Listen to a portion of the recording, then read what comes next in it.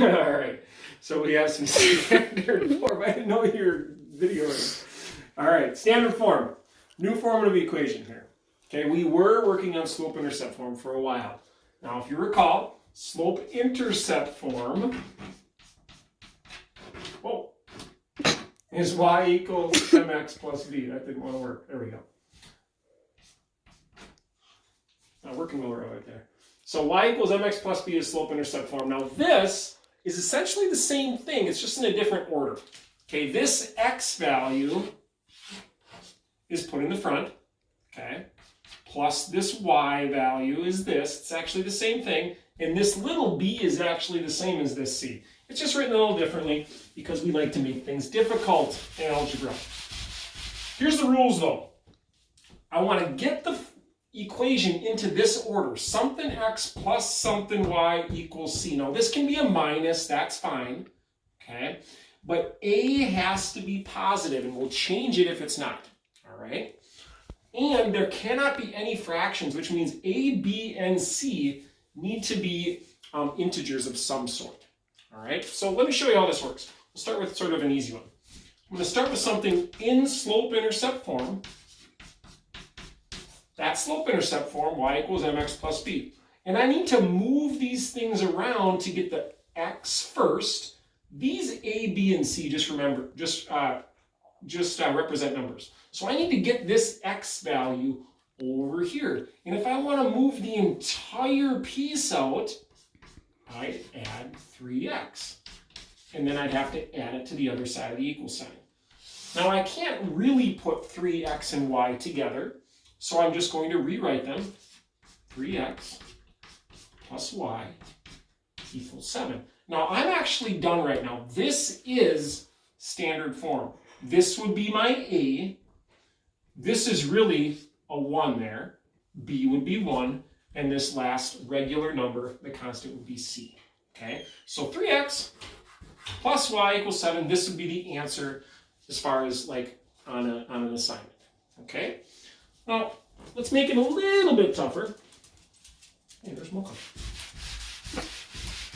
Did you get Mocha station? Yeah. Okay. All right.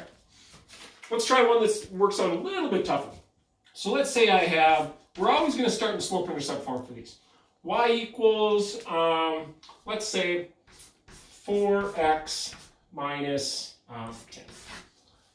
So again, I'm going to move this over. So I'm going to subtract this 4x now. And when I rewrite this, I end up with negative 4x plus my y equals, now this is really a negative 10 over here. So I end up with that. Now there's a problem here though.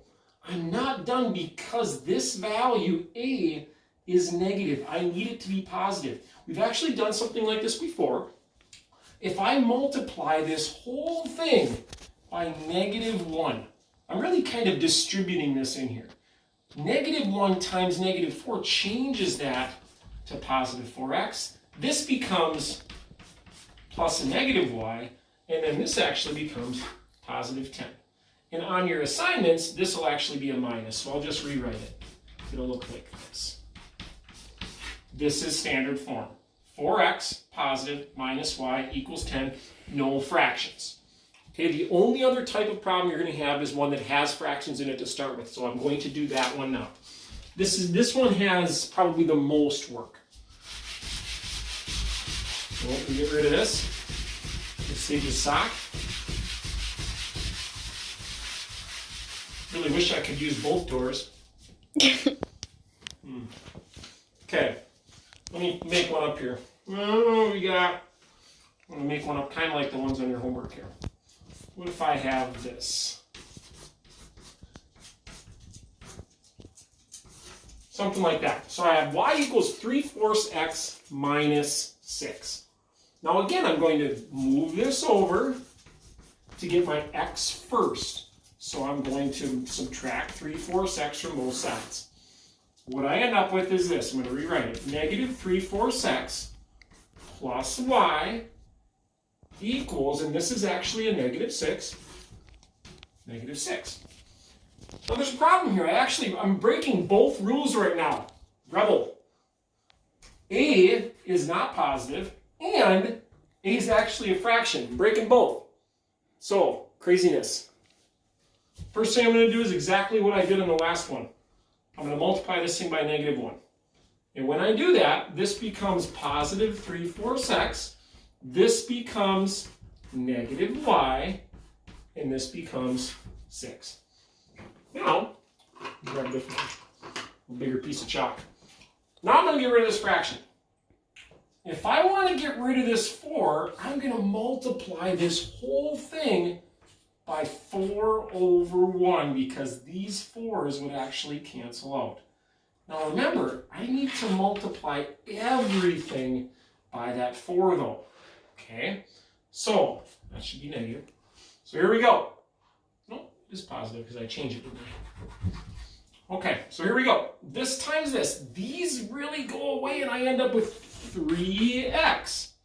Now I have 4 times -y is -4y equals 4 times 6, which is 24. So now I have a positive and no fractions. I'm just going to clean this up just a little bit.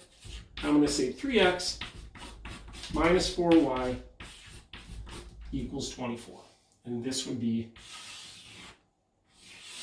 standard form. All right.